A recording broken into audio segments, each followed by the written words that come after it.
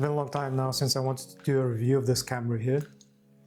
So this is the Nikon, not the Nikon, Nikon F3, a professional level film camera from the 1980s. And this might be one of my favorite cameras ever made. But the question is this camera still worth it in 2025, considering the other options available, not only for Nikon, but for many other camera brands. So I won't bore you with any of the technical specs of this particular camera. There's tons of videos and reviews for. I wanted to dive in a little bit deeper about the use cases for this camera and whether buying a camera that was made almost 50 years ago worth it in 2025, and why would you spend your hard-earned money on this camera opposed to something like a Canon A1, for example, or maybe even a Nikon FM2, which I'll come back to a bit later on. What makes this camera so special? So at the time when it came out, it was a professional camera, so it was used by the pros. They would be putting at least 5 rolls of film through it daily, so it is built like a tank. It's built to last a lifetime. It is modular. It has a detachable viewfinder, which is really handy. You can have various different viewfinders you can attach to it, including a neat little waist level viewfinder, which is really cool. So you can do top-down shots, almost like a mini Hasselblad. There are also various viewfinders for glasses wearers or for different prism configurations, and you can even change the matte screen to give you more precision for whatever you're shooting.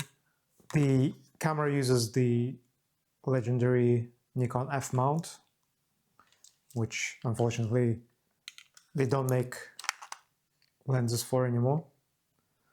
So the Nikon F mount has been replaced by the Nikon Zen mount, which is used on the new digital Nikon ZF cameras. But these old AI lenses, this is a old 28mm 3.5 aperture lens. It's built very solid, excellent build quality and feel, just like the rest of this camera actually. It has a super satisfying camera advance and shutter sound. And overall it's just a really fun camera to shoot and use day to day. On the one hand, the design of it is iconic. It's got the classic red stripe on the side. It's got the removable viewfinder, like I said, a film winder on top with the connections for a non-camera flash, the film advance and the shutter speed selector. Super simple. It also has self-timer features, so flippable switch at top, and you can actually use a self-timer for 10 seconds, as I'll quickly demonstrate. As you can see here now, the little flashing red light indicates that the timer is set for 10 seconds. It even has a little aperture preview button, so you can preview what the picture might look like at different apertures by pressing the little silver button on the side. So it has a ton of great features, a ton of very useful features for a pro level photographer back in the day. And it even features a tiny double exposure switch here on top, which can help you take those artsy double exposure photos on your film. So going back a bit about the usability of the camera, while the design of it is iconic and solidly built. It's made of brass. You can drop it and it will probably survive. Might even dent the floor. But this build quality, the solidness of the camera comes at a cost of weight. So it is quite heavy to use. So if you want to use it, for example, for street photography, walking around, as I have many times, walking around with it, after a whole day of use, you do get quite tired from the neck strain if you have a neck strap, or if you're trying to use it just with a wrist strap, it is quite heavy. Check the weight on that, but yeah, in hand it does feel quite hefty. The grip is not really the best. As you can see, it's got this tiny little grip, which you can sort of grip like this, but as you can see, it's not a super comfortable way to hold the camera. So I do wish it was a bit bigger. I mean, one way to alleviate it is to get third-party grip, or one of those chunky motor drives you can attach to the bottom of the camera to allow you to shoot up to 4 frames per second, I believe, with this camera, with a motor drive and a bunch of batteries. But as you can imagine, this camera is already kind of bulky. Once you get to the drive, it gets even bigger and even less manageable. Because the motor drive adds a significant amount of weight to the camera. Another downside is the proprietary flash connection that this camera uses. So there's no hot shoe at all. You have to get a weird little adapter, which is kind of rare and somewhat tricky to find, and it's quite expensive. So yeah, that's one thing to consider. If you're going to be using it with a flash, it might not be as straightforward as just getting a flash and attaching it to a hot shoe, because it doesn't have one. Another slightly annoying thing is this camera uses a battery. So it is mostly mechanical, so most of the features you can use without a battery. You can even shoot this camera up to 60 frames per second without having to use batteries at all, which is great. But anything above that, up to 2000 shutter speed, you'll have to have a battery. And it takes those small LR44 batteries, I believe.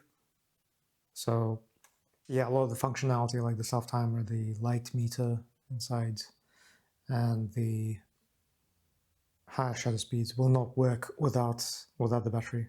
So that's something to keep in mind. So going back to the lens mount as well. So like I mentioned, this camera uses the old style Nikon F mount, which is in itself is great. There is lots of choices for legendary glass you can attach to this camera. But if you do at some point want to attach a newer Nikon lens for some reason, you won't be able to do that without an adapter, because the Nikon Z mount uses a completely different lens mount, so it will not work on this camera. One thing to say would be, while this camera used to be my holy grail camera, you could say, it is one of the most iconic cameras ever made, I believe. It's even been featured in films like The Secret Life of Walter Mitty. You'll find the photographer saying the cheesy line that every photographer now knows. I'll put it up on the screen here.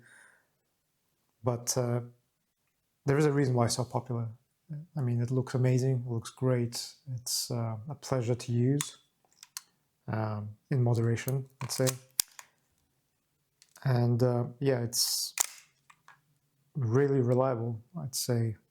I've had this camera for almost 7 years now, I believe, and it still works great. I just wish I could use it more. Just because of the limitations of it, the size, the weight, the lenses, the lack of flash, I probably don't use it as much as I would like to. And it puts it in a weird low spot. I mean, it's a fantastic collector's camera, I would say. But as a user camera, there are just better options. For example, for fun, I would actually prefer to use my rangefinder camera, just because it's smaller and lighter and easier to carry around all day without having to strain your wrist or strain your neck.